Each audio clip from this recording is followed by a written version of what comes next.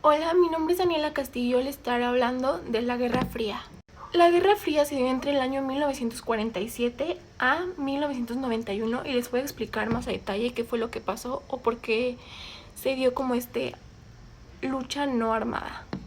Se le llamó Guerra Fría a esta guerra que se dio después de la Segunda Guerra Mundial, que es donde Estados Unidos estaba peleando por el poder o por guiar al mundo con Rusia.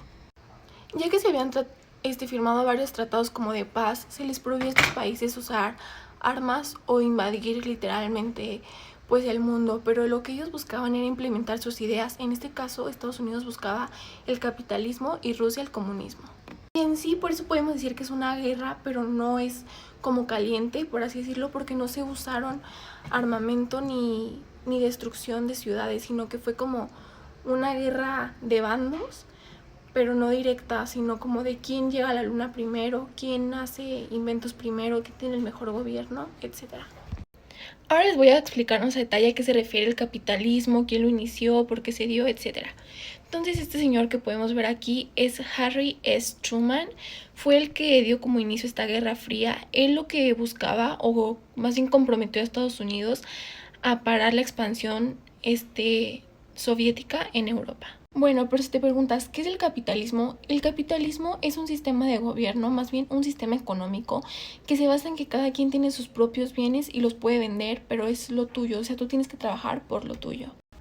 Su fundamento o primera regla es que es el sistema económico basado en propiedad privada de los medios de producción y libertad de mercado. Entonces lo que buscaba Estados Unidos era esto, expandir su idea del capitalismo en que todo el mundo fuera capitalista porque era lo que a ellos les convenía más. En este caso, Estados Unidos sí logró como meter sus ideas capitalistas a varios países como a Corea del Sur porque les ayudó con la guerra. Ahora hablemos un poco más de la Unión Soviética y sus ideas del comunismo. Ese es el líder que se llama Mikhail Gorbachev. Él fue el líder que llevó a la Unión Soviética durante 1985 a 1991, que fue cuando la guerra terminó.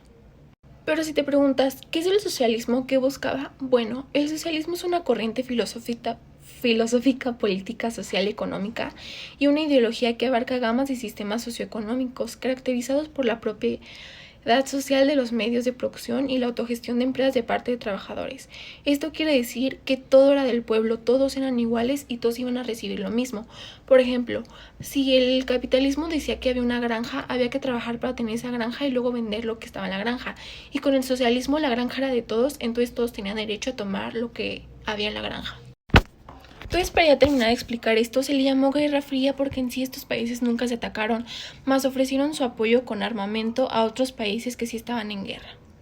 Y esto sí trajo varios problemas grandes, como fue la división de Alemania, que una parte era capitalista y otra comunista.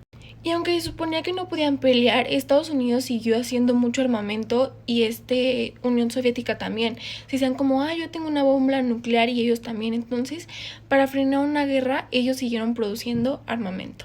Entonces, para no crear una guerra como tal, los dos países fueron muy inteligentes, ya que les proporcionaban dinero a los países de Europa que quedaron en bancarrota o en destrucción total por la Segunda Guerra Mundial, como para decirles, vénganse conmigo, de una manera indirecta, proporcionándoles recursos. Bueno, y como yo les había comentado, Berlín estaba dividido en dos, en el capitalismo y en el socialismo.